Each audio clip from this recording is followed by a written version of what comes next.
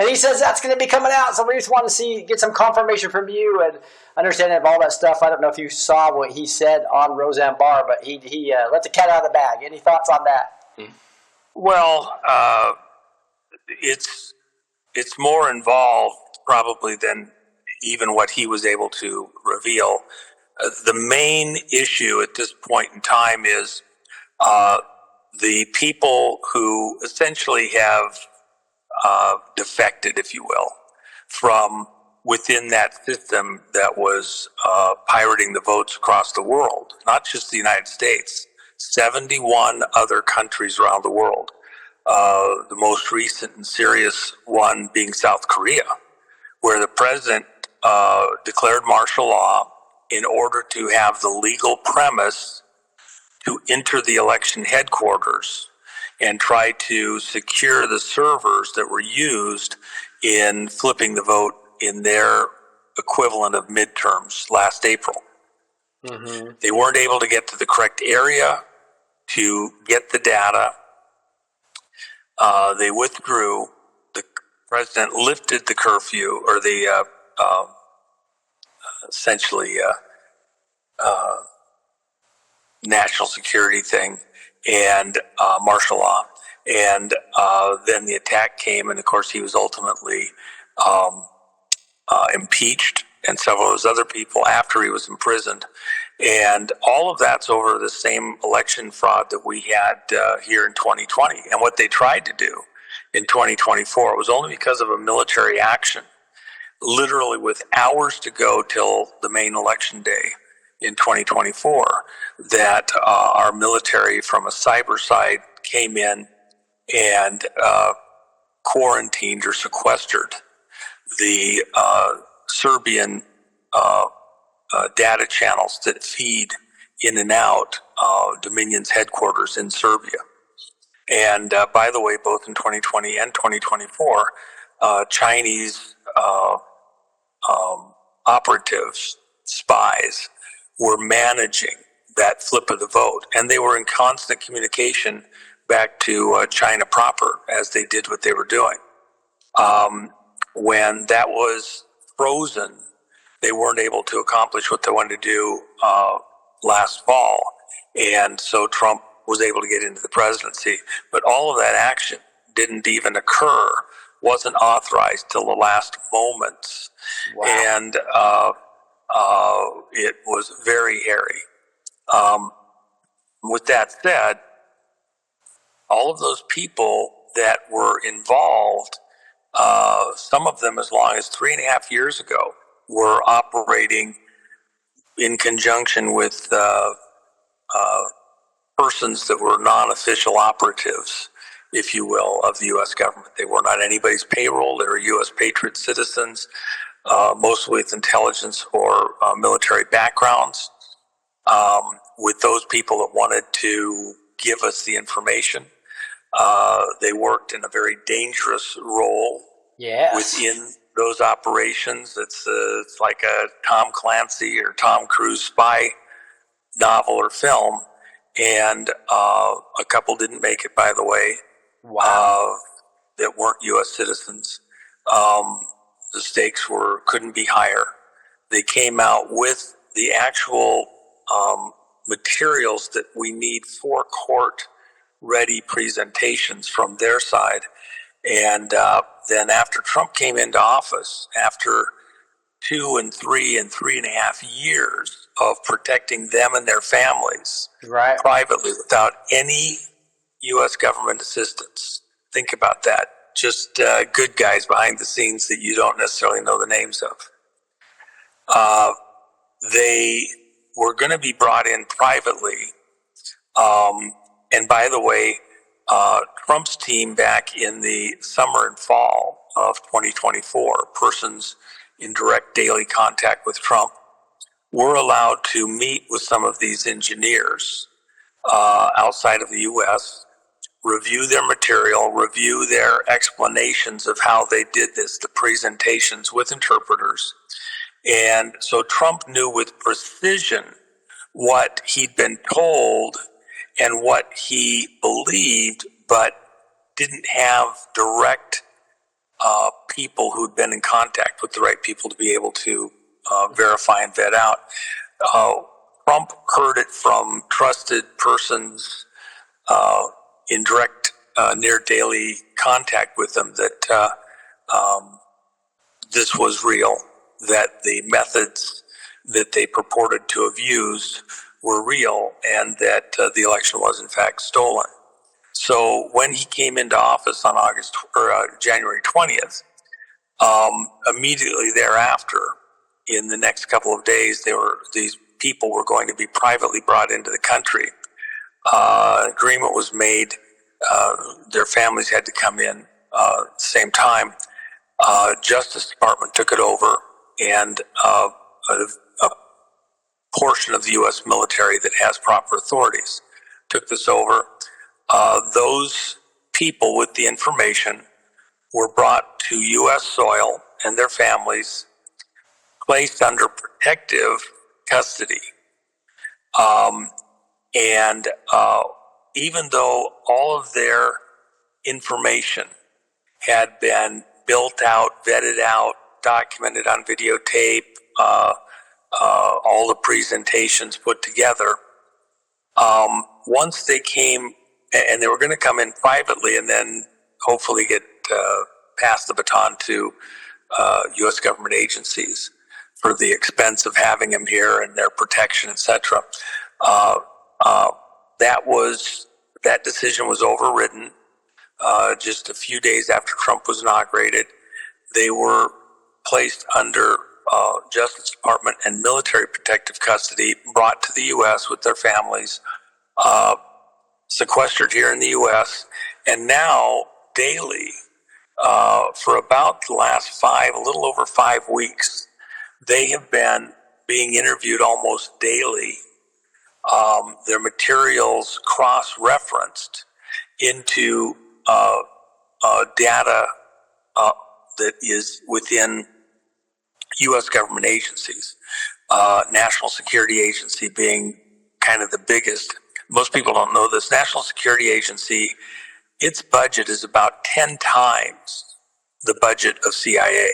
Wow. Arguably, the director of the National Security Agency, by many people in the right places, is technically perhaps the second most powerful person in the world after the president himself. If information is power, is knowledge, National Security Agency is the one that gets everything. And and you saw just last week that the National Security Agency director was fired, and a number of the people around him. Well, there's plenty of scuttlebutt that ultimately the reason is because there were attempts to block information about 2020 from getting to the Justice Department to be used in this investigation, similar to what the Southern District of New York did, blocking the Epstein files and information from getting to Pam Bondi. And it wasn't until Kash Patel had to be sworn in, and she sent him a letter, then he went down with a separate team and took physical custody of all that evidence. They were trying to tell Pam Bondi that all the evidence the FBI had available to give her over at Justice Department was 1.5 inches of paperwork. And she was not obviously happy with that because she knew it wasn't true. Right. And it took Kash going down there and reading them the Riot Act and take physical custody. And there will be action against the FBI officers who were blocking that information from Pam Bondi. Well, the same is going to happen over at NSA and other similar agencies where the information that they need to proceed forward, including on the election 2020 stuff, wasn't being provided forthwith. And so at this point, rather than run off half-cocked with evidence developed by other people, they're systematically going through the interviews, going to the various agencies that have information that could be cross-referenced into the prosecutors looking at this, both at the Justice Department and military investigations. What you're going to see is because what was done under Chinese supervision. Right. With communications going straight back to China through Chinese spies, operatives, whatever way you want to say it, in Serbia, who were managing the theft of the vote at 2020 and tried to in 2024. That's an act of war according to international law. It is in the same category as a weapon of mass destruction. So if a country was to fire a nuclear weapon at you, or a biological weapon was engaged against you, those are weapons of mass destruction. Right. Stealing the leadership of your country is equivalent to a nuclear strike or a biological weapon being used, because it has the power to destroy and kill huge numbers. And for people that don't think that happened, well, you just saw COVID was deployed out of China with the intention of creating an environment that would favor cooking the vote, bringing in the drop boxes and all sorts of stuff, and the confusion of that environment to get Biden in. Also, once Biden got into office, he presided over the circumstances that led to the outbreak of war in the Ukraine, funded by U.S. agencies and operatives, including the biolabs all across Ukraine that CIA supervised the installation of, in which Hunter Biden sat on the board of the biolabs. Okay, wow. That were creating biological weapons to be used against the Russian people. That's a war crime. And so that would never have happened under Trump. Trump has said, I would never have let, this break out into war. So you have arguably about 2 million people dead in that Ukraine war, for a million from either side. You have millions and millions and millions of diaspora out of Ukraine all over the world, and Russians out of the Donbass having to retreat back into Russia, leave their homes. So the death and destruction is unbelievable. And so these are war crimes. We'll have our own war crimes trials related to the election and many other things, including the Russia stuff, which was an act of war against a sitting president elected by the people. We'll have a lot of those people going to Gitmo, and the first ones will be related to Russia. Kash Patel has said that, be prepared for high-profile arrests in the not-too-distant future, and that was a couple of weeks ago. So these acts of war are now going to be followed up with tribunals. Right now, they're in the stage of investigative tribunals. Shortly, that will switch over to prosecutorial tribunals. So, for example, these people that have been brought into U.S. protective custody would be people that would go to Gitmo to testify before an investigative tribunal to provide evidence, or tribunal members could come to a location on U.S. soil to meet with them, interview them, and put the case together, and then they would indict them, and then arrests could happen on the U.S. side here in the country and across the world for people that interfered in the U.S. election 2020, including, for example, the Chinese nationals whose names are known, as well as Cuban and Venezuelans, would be accused of war crimes against America and could be sought anywhere in the world. They can be found and brought to justice, park them at Gitmo. So what people in this audience need to understand, and I hear it over and over and over and over and over and over and over and over, nothing's happening, it won't be real till the first arrests happen, I don't believe it, blah, blah, blah. Okay, take a deep breath. We are still under 100 days with Trump in office, and it takes time to get his appointees. able to take office where they're voted on by Congress. We haven't even finished getting all of his appointees into office yet. And so we're pretty close, but we still got a ways to go.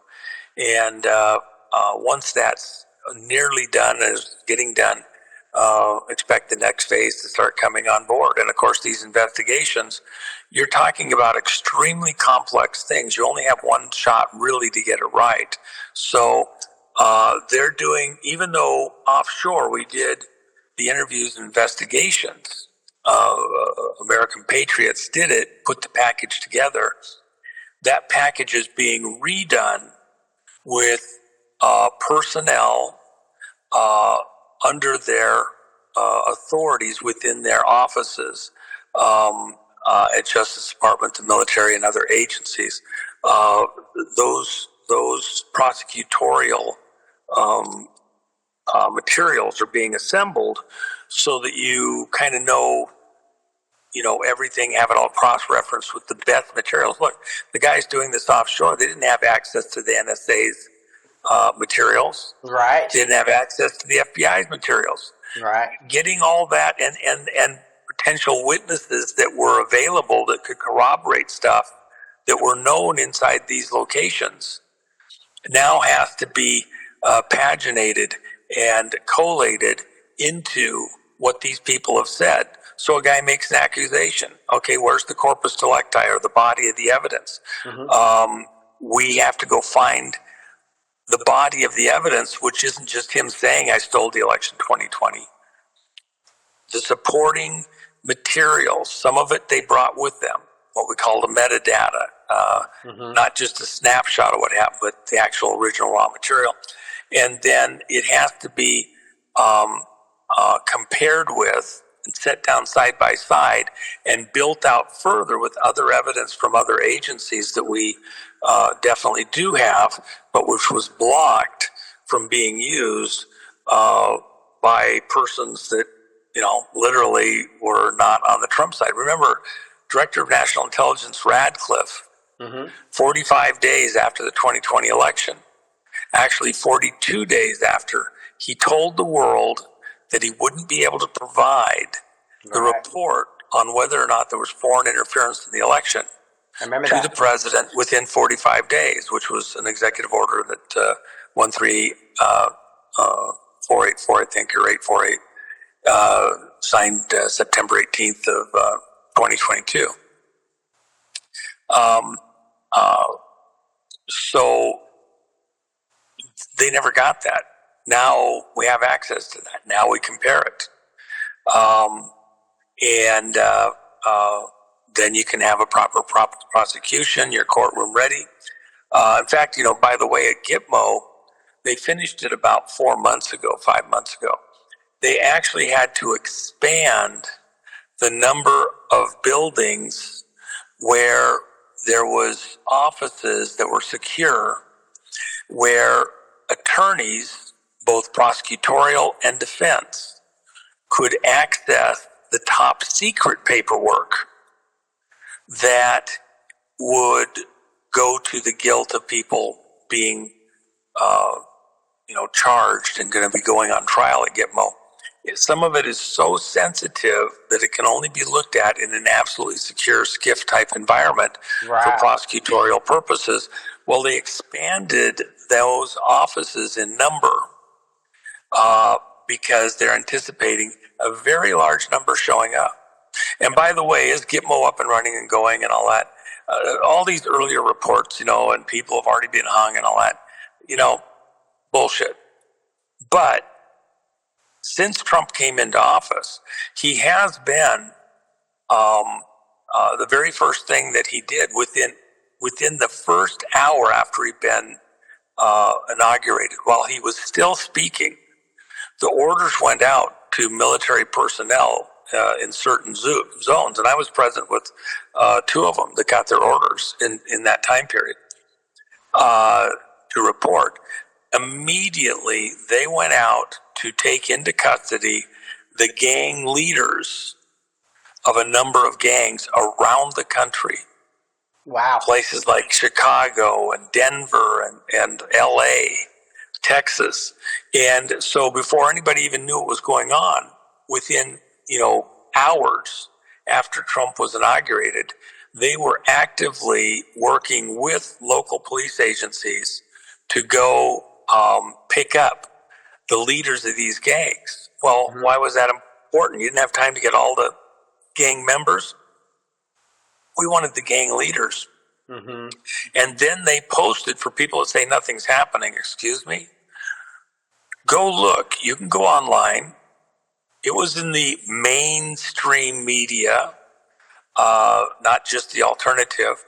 The guys in their orange jumpsuits getting off of aircraft in chains and being marched into Gitmo. They didn't go to a federal prison here on U.S. soil or a detention center or something like that.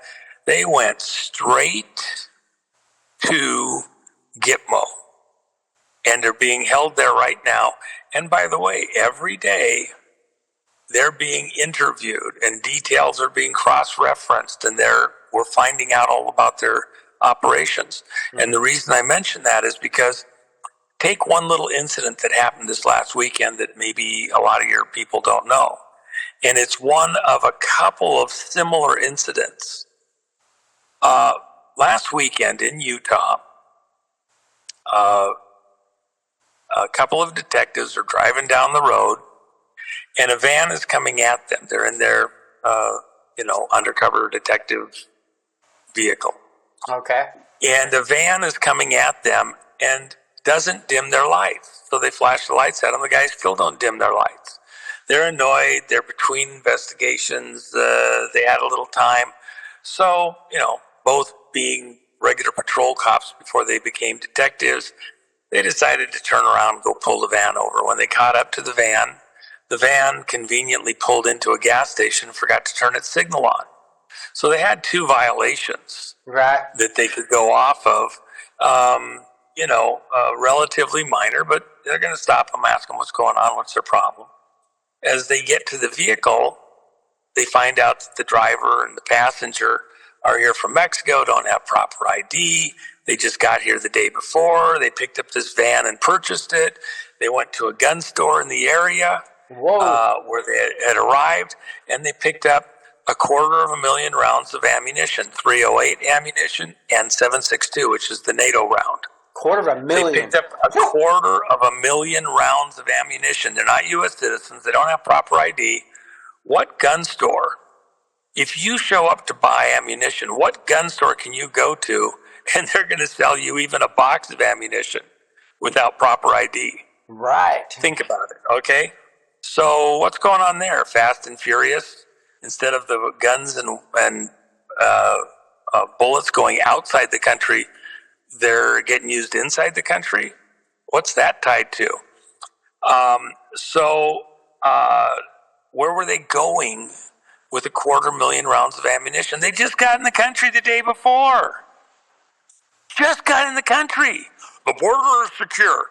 Trump's sealed up the border. Well, something's wrong. Right. Those guys got through. And so they seized the van and all the other stuff. They were headed for Colorado. Remember, we had all the MS-13 and plus the Venezuelan gangs that were housed up there in Colorado, and where some of the gang leaders got picked up and are at Gitmo right now. Okay, so let me take you where you really should go on this. This wasn't the first time we picked up a couple of these loads. There was another one with about the same amount of ammunition picked up in Colorado several weeks ago. Similar situation. I'll just tell you what happens when those guys get interviewed and get stressed out. Big tough gang leader, all his tattoos, he's never going to give up nothing. Well, go to Gitmo where you're going to spend the rest of your life and think about it. And then decide, where do you want to spend your time at Gitmo? How do you want to spend your time at Gitmo? Right. Those interrogations aren't merely interviews like the guys that we brought over that defected to us. Those interrogations can be pretty stressful by intent. So what's really going on? they most likely, and some of the other gang members that we've picked up that you haven't heard about but are at Gitmo right now, because remember, they're enemy combatants. They're engaged in a war against America. That's the basis for them going to Gitmo. They're at Gitmo for a reason, because they fit a certain category. Mm-hmm. So when they got to Gitmo, you think they didn't talk? Some of them did. And what are they telling? Here's where to look, who's going to do it, this is how they'll come in, this is where they'll go. This is the gun store people that'll work with us. Right. That will do the sale. This is where, they'll have a van ready to buy that's exactly what they want. And probably the story they'll tell. So were those detectives just aimlessly driving along and some guy didn't dim their lights? And by the way, what's the issue? The van was full of lead. Okay, those bullets are lead. Right. What happened to the van? The back end of the van is full of bullets, lead, and it was sitting low on the suspension. The guys didn't dim their lights because when your lights are on, they're essentially the same intensity. It's just that they're pointed down on the regular thing and a little bit over to the right, so you're not blinding the cars coming at you. When you put all that weight in there, the lights come up, and you don't have an ability to dim them. Yeah, your brights weren't on, but they were showing like they were brights. Right, because the van was nose up, tail down. Okay, so then, they get nervous because they know there's a cop car, they know what those undercover cars look like as well as anybody. And it's following them. Turn in the gas station, see if they go by. Hi, guys, what's going on? You got any ID? They probably knew with some precision exactly what they were dealing with potentially before they ever got there. Mm-hmm. You got a story that was good for the public's benefit. How did they get the other van in Colorado? But is there other loads that they missed? What does 250,000 rounds in the hands of gang terrorists look like in some community in Colorado? Yeah, no kidding. You got people worried about a magazine that'll hold 30 rounds. Mm-hmm. Okay, what's 250,000 rounds look like? What kind of a war are they planning? Yeah, they're enemy combatants. And so, fight's on. But we're doing the fight before they actually get a chance to get loose and do all the stuff they want to do. But they're clearly building up, trying to build up for a war. Trump made the gang leaders target number one. And then, as they go out and identify their stockpiles, their runners, where the guns are at, and loaded, and all that sort of thing, maybe we take their bite out a bit before they get to their main event. Think about that. I think Trump's doing a great job. I think he had people around him had exactly the right intent moving forward, don't you? Oh, yeah. Especially when Patrick said what they had planned for us was basically to let the gangs go crazy on us for 3 or 4 years right after if Kamala had won, right? And yeah. It's pretty scary what they would have happened if the Lord hadn't allowed us to circumvent the cheating in 2024. And I imagine they stole a ton in 2022 as well. Is there any focus on that, Juan? Say that one more time. Is there any focus on 2022 based upon... Well, yeah, I mean, we had all of it. Remember, the executive order required that the 2022 election, everything, including the kitchen sink, was thrown at the 2022 election. Mm-hmm. From all the investigative agencies that we have in Homeland Security. There's 16 plus the Director of National Intelligence that are there at Homeland Security. So no budget. It was the largest investigation up to that point in time in U.S. history. Then 2020 was even larger. 2024 was even larger in many ways, but that time it was supplemented from the military side. Very heavily. So what you're going to hear about over the next weeks, years, months, to years. As you get more and more pieces of this, look, you'll think you have a lot of it, for example, with what Patrick or I are giving you.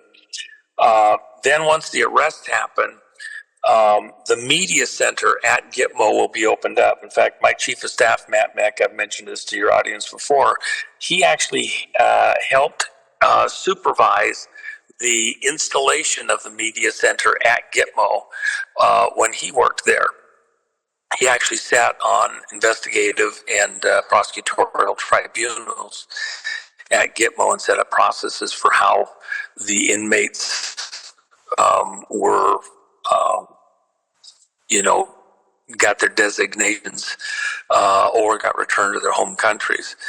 And so he's pretty knowledgeable on this stuff, and I don't think there's anybody else in the media right now that can upstage Matt on his expertise and on where this is going. And of course, Matt now has his own show over at Patriot Party News. Patriot Party News. Then qualifies him. Okay. That qualifies him to apply to be one of the media pool members when Gitmo goes live, and the media is allowed to operate and be present at Gitmo during the tribunal process as arrests happen, and then getting the press reports and briefings on the high-profile people present at Gitmo and arriving at Gitmo after the arrests actually begin. So that's going to be a lot of fun when that happens, and it's exciting that he's going to be in the right position to be one of those people because he is in the media. And by the way, I think his show, there isn't anybody that's upstaging him in any vector with what he's been providing the guests and the level of information that he's providing right now over there at PPN. Nobody else, even the big names, is upstaging him in any way. He's got the best going on there. And so, what's just so I make sure I have that in the show notes, what would I look under? What show is it in PPN? Well, you can look for Matt Meck and Warren, who's the owner over there, and their 6:00 p.m. Eastern show. It's on daily there at PPN. Oh, it happens to be right on my show. Yeah. But I do want people to understand this. So the PPN, I see PPN Conference 2025 schedule. Matt Randall, what is it, Matt? No, Matt Meck, M-E-C-K. M-E-C-K, okay. Yeah, now the reason I mentioned that, so I don't lose where we were at, as we get to the arrest, then you're going to start hearing the information. This first group is the Russia stuff. The second group is the China stuff related to the 2020 election theft, and even their involvement in 2022 and 24. That's when you start finding out about how China has done this, not just in the U.S., but across the world. 72 countries total, 71 plus the United States, according to the people that did this. So when you get that, and you'll be having literally daily press briefings from Gitmo, you're going to hear all about stuff in detail, but as it goes through the various players and their involvement, what they actually did, it's going to continue to build out. You won't even have a complete picture by the time you get to the main prosecutions, which some of those won't be for a couple of years after their arrest, as you learn all the details. And so with that in mind, everybody needs to take a deep breath. You're gonna be inundated with information. Some parts of it you might not hear for several years because of players that finally reach their point in the prosecutorial continuum. Yeah. This is crazy and exciting because it's military tribunals, so our civil courts are being shown to be just completely corrupt, right? So that's going to set another stage for justifying military tribunals for this. Do you agree? Well, let me just say this though. You don't have to get too wound up on that aspect of it. The reality is, these are war crimes that were committed against America. It would be virtually impossible in reality for a Justice Department court or prosecutorial system to do what needs to be done here. They don't have access to the right information, personnel, to even put together a prosecutorial case. So it has to be at the military level, at the tribunal level. There is no other option. And it's the only way forward. People that understand that, great. That's what you got to understand. It's going to be, military courts. So get over it. All right, that's good news. That is great news. And then there'll be some Justice Department stuff and like that, just to spread the load. And some people that could be tried in a military court, but for various reasons they'll do it through the Justice Department and not clog things up. But take a deep breath. It's coming. It's going to be epic. And by the way, those people that have been involved, and some in this audience may even know relatives or acquaintances or whatever, the reality is they would be well served personally and for their family and their future. They have knowledge. They want to get on the right side of history. You got a little teeny window. At least go on record. It might soften what's coming a little bit. But don't think that they don't have you. They got everything. They've got it all. And so your best moment is right now to kind of give your version and, present it and, identify others that were involved. And maybe you get a little bit better situation than you're otherwise going to have. Because a lot of these people involved in the criminality had knowledge of what was going on, and these were acts of treason. Right. If you're the getaway driver and you don't know what happened inside the bank, you don't know that somebody was hurt or killed. Right. And the bad guys come out and jump in with the bag of cash, and you drive them off. According to the law, whatever they did inside the bank, you are a co-conspirator. You have the same charges against you as they have. And there's some people that are going to be seen as treasonous terrorists involved in acts of war against the United States and their fellow citizens, and you're not going to get dealt with lightly. Coming clean, even now, might soften a little bit. Think about it. Mm-hmm. Yeah, and so do you think, is this all related into the Epstein stuff as well at all, or is this a completely separate thing, do you think? Well, no, a lot of the players involved, in fact, that's some of the conversations even going on today. By the way, tomorrow, there's reports, I got a couple of myself earlier, that President Trump is going to sign an executive order. I think it might just be an executive action, but on some of it, there may be some follow-on. But an executive order similar to what he signed against several law firms and other organizations, Perkins Coie being the main one that most people are familiar with, but a number of other law firms and groups. Tomorrow, he'll sign an executive order that's sitting on his desk, prepared. It's done now, going after Act Blue. And it will direct all federal agencies with investigative or prosecutorial authority to look at Act Blue and their relationships with other groups, companies, etc., for anything that violates federal law.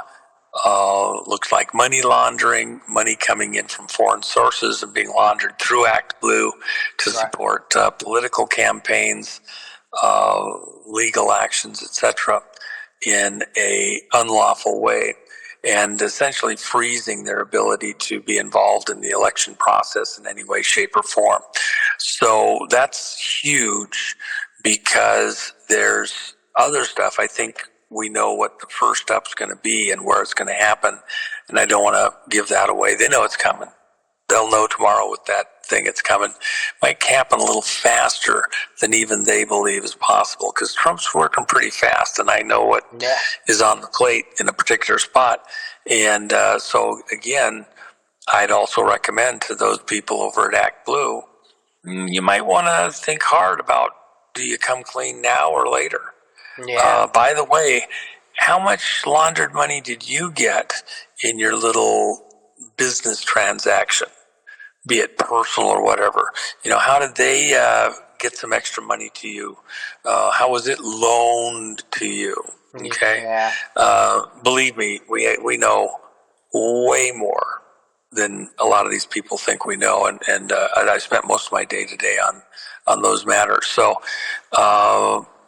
there's a time when, go find your closest sheriff's office, FBI office, Justice Department's office, walk in and, see if you can try to start coming clean, because down the road you're not going to get the same courtesies. You'll have to have the conversation, but it'll be with your hands chained to a table in front of you, and your attorney, if you have one or you decide to get one, sitting at the table while you talk. So deep breaths. It's a lot easier now. Come clean. So I know our audience sometimes gets just frustrated about how timing of everything, right? I don't think we get our country back until we get rid of the voting machines and clean out our Congress and our even at the local level, right? So, is this going to happen before 2026 elections? Do you think? Well, I don't know. Maybe I didn't shoot it over to you. I had a very fun event. We had somebody is kind of a fan out there in the 107 world who gave us their location for a beautiful meeting. We had total about 100 people present over a couple-day period there in D.C. in the suburbs. And one of the things that I put in these, many of the names, most of the names are people that you would know from the Patriot community that were in attendance, and we had a great time. And I asked the folks present, I had seen a proposed executive order within the Trump camp for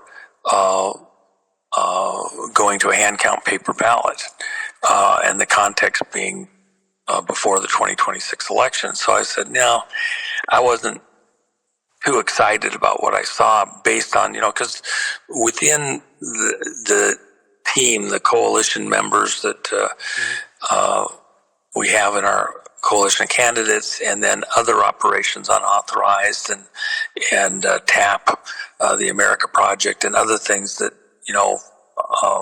are kind of in my orbit. We have a lot of tremendous expertise on what's going wrong with elections, what's needed to get them back on path. And so, I just felt that we could maybe do something better with a proposed executive order regarding hand count paper ballot counted where cast precincts of 1,500 or less, 1 day voting with government issued ID, blah, blah, blah. And so I kind of put the question out within our group, do you think we could do this? And a number of players, I'm just telling you, we've got some amazing powerhouses, went to work, got the bone and started gnawing away at it. And, these are kind of, they're like a pit bull. They get the bone in there and they're arguing over who's got which side of the bone and the biggest end, okay? And they just went to town and, they just shredded the whole issue of hand count paper ballot. and what that executive order is going to need in it and why and all the various parts and pieces. And so I'll shoot over to you a copy of that. That's the final version that was put out about a week and a half ago. And it's a proposed order for President Trump. I believe he's going to sign some variation of that. And I know from inside the Trump team that the version that they have that we put together, they were, extremely impressed by. Loved it. And I believe what they're going to do is they're going to take and break up some pieces into other executive orders that precede that. But sometime in August, late August, early September, I believe that Trump's going to sign some variation of an executive order ordering hand count paper ballot for 2026 because it's the only solution that you can do for lots of reasons. That will be in the context of the public being made aware, including mainstream media, that's going to do it dragging and kicking and screaming. Right. They're going to cover the fact that we have these people in protective custody on U.S. soil who worked with Cuban and Chinese managers, operators, and who were present as direct contact going to China's mainland. And political and military leadership occurred managing the vote in 2020 and stealing the 2020 election. And as the public is made aware of the details of that and the arrests, you won't be able to ignore it. I expect it sometime late August, early September. It could be as late as late October for various reasons. So you don't see it by then. Deep breaths. There's a reason why that timing actually is kind of important. The threshold is a year before the next election, federal election, to give time to do stuff. Because part of that executive order, and I think it'll be dealt with before we get to the main event, so it could come June, July, or even August, is going to deal with the election or the voter rolls. Yeah. You're not going to be able to use the existing voter rolls. You Good. can't fix them. Okay, you can't clean them up in time and have confidence in them. So the existing voter rolls will have to be set aside. We're not going to destroy them because we're going to use them for prosecutorial purposes, by the way. Right. We're not going to destroy them. We're just going to set them aside. Anybody that wants to participate in the 2026 election is going to have to show up in their county at the county clerk's office and register to vote with valid government-issued ID. Good. They're going to have to sign a voter registration card, and it will be notarized. All the clerks in any clerk's office in the country are notaries. They'll have to have it signed and notarized, witnessed, in other words, by a county employee in the clerk's office. You were there, you signed it in person, no mail-in, no online, nothing. You will show up physically or you won't get to vote. Okay? And the voter rolls will then be trustworthy.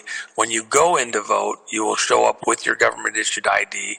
You will sign to get a ballot and then vote, and your signature will be compared with your voter registration card.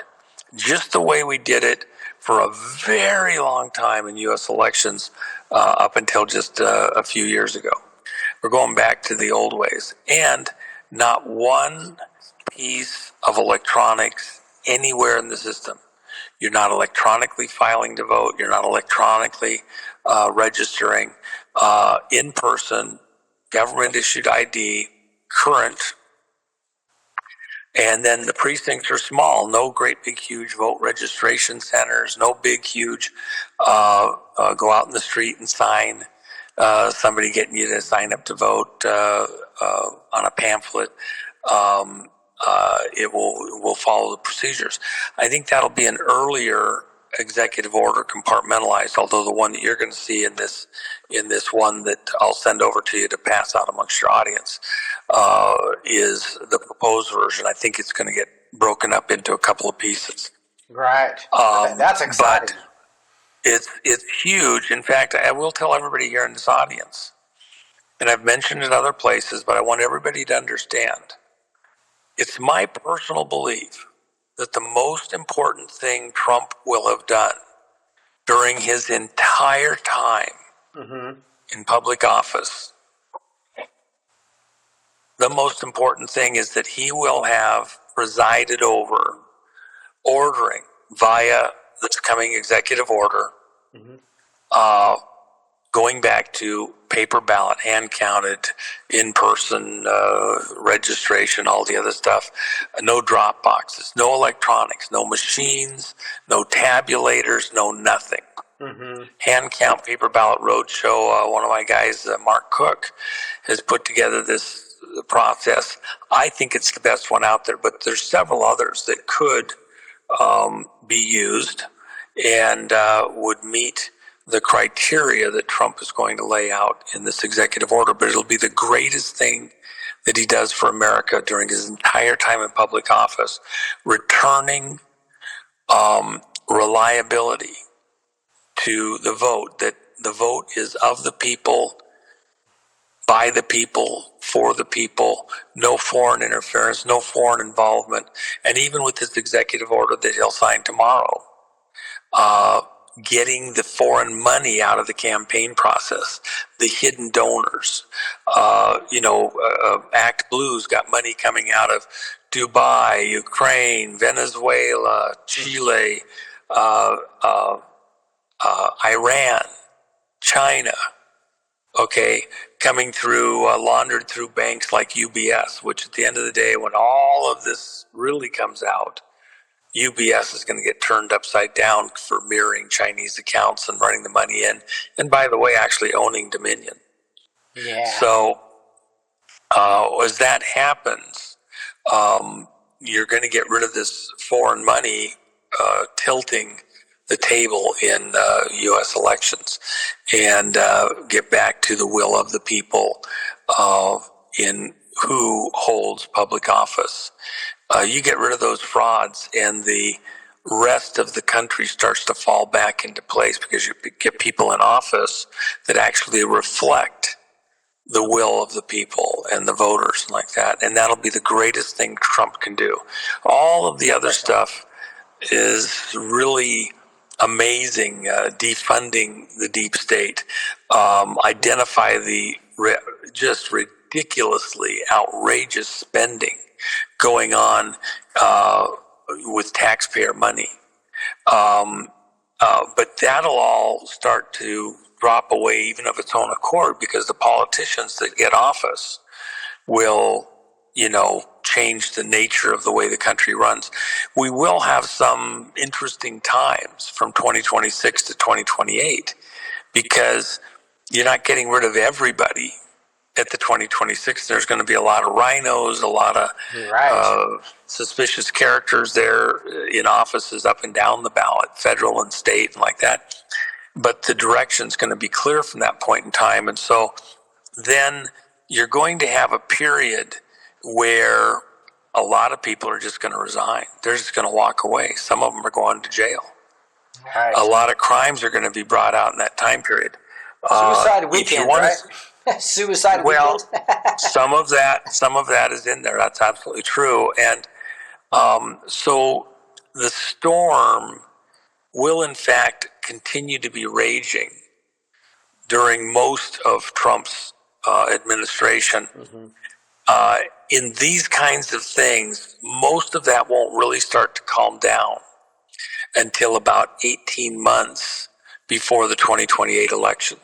12 months before the 2028 election. I don't expect the waters to start to calm domestically here in the country until that time period and let the people actually see and breathe and everything else. It will be tempestuous all through here. You'll have surges and moments of whatever, And by the way, somewhere in here, I don't believe that we have seen the most trying hours yet. There is great drama yet to happen. So people being prepared for, essentially things not working for a period of time, and there's being some further chaos. Look, our enemies aren't merely domestic. Right. They're foreign also, and there's a lot in play, a lot at stake. And they have some pretty horrible bites that they could still do. So staying alert, keeping your antennas up, not getting lulled into believing that the worst is over now that Trump's there and it's all nothing left but the playing this out. I don't think that's quite right. I think there is intense drama still ahead somewhere in here. And part of it's the mechanics of what's going on. In order to decisively, once and for all, move certain authorities into the military sector and out of this pirated location over at Senior Executive Service, there's certain things that have to happen.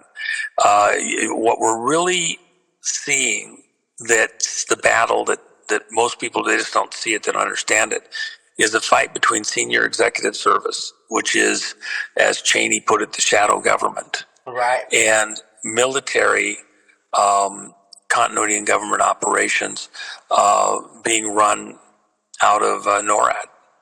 Wow. And Okay. so we have yet ahead of us some standoff that may look like it's coming from other places, but may in fact be in some measure from what appear to be friends up until now. And I think that everybody just needs to be ready, understand that there's still very intense dramas ahead. So don't lose your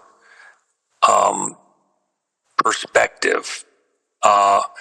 When those things happen, it's going to be very, for a lot of people that have already started to drop their guard, it's going to be very difficult for them, because they're going to be like, oh my gosh, it's over, it's the end of the world, it's whatever. No, it's part of the process to decisively, once and for all, put to rest who actually runs this country, under what authorities, and who are usurpers and part of a fraud against the American people, pirating and hijacking control of the ship of state of America. Yeah. And many other countries around the world. And it won't be just SES. Serco is the brother within the British Commonwealth. And of course, the largest nation in the world is what? It's the hidden one, British Commonwealth. And so we're in a fight. Remember the dossier, the attacks on Trump, including Stephen Halper over at Cambridge, and the setup of Flynn and Papadopoulos. That was all done out of the City of London in coordination with CIA people, MI5 and 6 people, FBI people, and people peripherally related to Mossad. German intelligence is in there, Italian intelligence, and that's tied into NATO. Several of the groups that are against Trump are within the NATO system. Right. That absolutely don't want Trump running this operation. So there's still great drama ahead. When those thresholds are reached, it's just hard to say.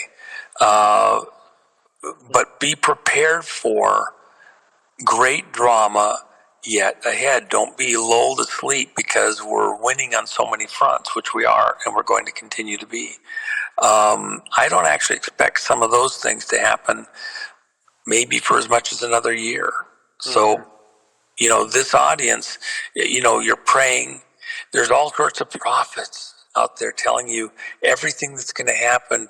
And a lot of them I question because, you can just read the headlines and predict all the stuff that they're saying. They're very generic in what they're saying. True prophets they'll have certain things that are extremely precise, and then it's not just a one-time thing. For example, I had a couple different people that had been talking about the death of the Pope. Well, if you're in the right circles, crap, we've been talking about that for months, and then even in the days prior to his death, behind the scenes, I had already told people, look, I think it's probably the 21st they'll announce it. He's been dead and gone for several days. And we see in certain videos that were done, there's a problem that kind of indicate that somebody did some green screen stuff. So, do we know that absolutely? I think we actually do, but I'm not going to, get too wound up on it. The main thing is that you didn't have to be a prophet or a seer to know that that was very close and was in a certain zone. And then when would it make sense for an announcement to actually be made? What's interesting is the day before the Pope died, Klaus Schwab over at the World Economic Forum announced that he was resigning. And he said something wonky when he resigned. He said, now that I'm entering my 88th year, I just think it's time for me to resign. Okay, whatever. Well, then the next day when the Pope resigns, everybody's talking about it. It's his 88th year. Well, 8 is in the occult a very key number. It's used in the breaking the 8 ceremony. If you turn the 8 on its side, it's the infinity sign. Right. And in this whole breaking the 8 ritual, the center point, even though everything crosses over that in this hourglass type of a thing, it's infinitesimally small. And the belief is that on one side is reality, and on the other side is its mirror. It's like the silvered plane on a mirror, that you see reality on the side you're standing. On the other side, you see its mirror, but it's not real in this world. It's the spirit realm. And if you break that plane, then you can enter into the spirit realm to do certain things, or the spirit realm can enter into your side. In their way of thinking in the occult, an archway is the same thing. You can have the spiritual side and the physical side on either side. That's why Hillary wanted to speak in an archway at New York from the city of Bale when she was trying to win the presidential election in 2016. It's why her protege, Elizabeth Warren, who wanted to run for president, did speak from an archway in New York, believing she was gating in spirits. Both of them are members of wing covens, which are, witches' covens. Wow. And so when you understand that, and then you understand that this Pope, by the way, Pope Francis, the prior Pope had to step down. He didn't die. He stepped down under pressure about certain things he was involved in. Well, who was pressuring him? Intelligence agencies. It was CIA, MI5 and 6, and Mossad that pressured him to step down. And then who did they bring in? They brought in Francis. World Economic Forum, Klaus Schwab and Pope Francis were tied together at the hip. And Francis was appointing cardinals and bishops that had a woke history. He got 110 of them in. Right. Why is that important? Because now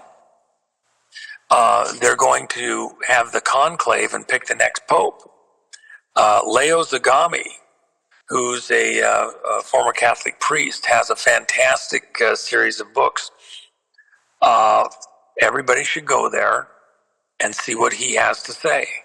And he's been predicting since, 5 years, 6 years, 10 years, that the next pope would be a black pope. Well, Francis has been setting everything up for exactly that, coming from Central Africa. You've had 3 prior black popes, but they were over 1,000 years ago. So why is that relevant? Africa and the work that I've been doing related to the Congo, you've got people there that have been working behind the scenes to develop a certain reputation related to the beheading of Christians and all sorts of other horrid things, to be aggrandized as great leaders attacking this problem. Well, who's doing it? ISIS. Who's benefiting by it? A certain group, club that's set up to look like winners. So with that in mind, we're now looking at a situation where this conclave is going to lean towards a black pope that fits certain criteria that were pre-planned and engineered for with Francis's help. And the intelligence agencies, the behind-the-scenes security teams for the global New World Order, for the 13 royal families, for the Illuminati, for the Masonic Freemason crowd, that has captured the Catholic Church and the Protestant Church in large measure, and Judaism, all these religions, including, Muslim segments, all working hand in hand to bring about the New World Order the way they want it and create the crises that can then be resolved with these people coming to power. This next pope is going to be very interesting. Now, I believe for this audience, let me just add this, it's a very important feature. In trying to counter that, I believe all through May and beyond, there are going to be releases of information that are not going to look favorably upon Pope Francis, how he came into power, how he reigned while he was in power, even the circumstances, timing of his death. It is not going to be a pleasant period. And then the conclave, being isolated but not truly, what are their decisions and how much of that is going to be affected and be painful based on where they go and how fast or how slow they go with the releases coming out. I think the Catholic Church, but specifically the Francis Pope situation, is going to be very painful. All of May. Why do I say May and not right this second? Because there will be the courtesy of allowing the process, the ceremony of the church to go through the burial process, Right. and recatch its stuff. And then even when you disclose things to the right media people, it takes a couple days for them to process, look at the story, vet certain information in the aftermath of the burial and people coming together. I think that will start to get traction early in May and continue all of May. And there's going to be a lot of people having to ask, is what we end up with for the next pope actually the will of God or the will of a bunch of people that, look, that serpent's head underneath the Vatican is there for a reason. St. Peter's Square with the Masonic Osiris pillar, which is spoken about in the Old Testament, where Ezekiel was caught up in the spirit and saw behind the curtain and saw the monuments to the pillar god or the tower god. In other words, the Ben-Men stone, the Osiris, penis of Osiris, which is what the Washington Monument is, of these cults that are running cities all over the world and the religions, including the Catholic Church. Look, Washington, D.C.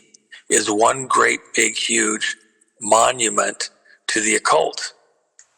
Everywhere in the city is a monument, symbology, angles, math, that extols Freemasonry and occult imagery right there in plain sight. Washington, D.C. is an occult city. It's part of a magic act. Yeah, it's scary stuff when you really look at the details of that. Yep. And wow, amazing. So what a beautiful though, because I just knew that we just weren't going to get to our country back until we got rid of the voting machines, right? And so that is just such a huge relief that this is actually coming. And obviously, I would ask everybody here. Apologize for interrupting, but please go read the executive order that was put together. It took 3 months of just shy of 3 months of extensive labor, comparative analysis, information by a fairly broad team of people. More than a dozen. I would say that 3 or 4 of them were absolutely the main people that did the heaviest part of the lifting. Beautiful patriots, and they'll be named as time goes on. But, with input from, ultimately literally a couple dozen key people that understand these things, lawyers, technical people, patriots. Take a look at that. The Trump team says it's amazing. People around the president, they were very impressed with what's there. And it will be what Trump does related to going to a paper ballot, be the greatest thing that happens during Trump's entire presidency. Yes. Can you imagine? And I'm giving you heads up in advance to see it. Expect to see portions of it in earlier executive orders over the next weeks and couple months. But the basics are all right there. It's going to be the most important thing. If you're well versed in it, you understand the logic behind it. And by the way, actually on the technical side, related to anything related to machines, if electricity runs through it, if it's an abacus, it doesn't fit what we're going to do. So that executive order regarding those things will follow the report that is being put together right now by one of the greatest research scientific teams on planet Earth. Think of the people that came up with the math and the methodology to build an atomic bomb, okay? Right. Or how to negate similar weapons and anticipate them and avoid all the crises from them. The national power grid or something like that. How do we protect it?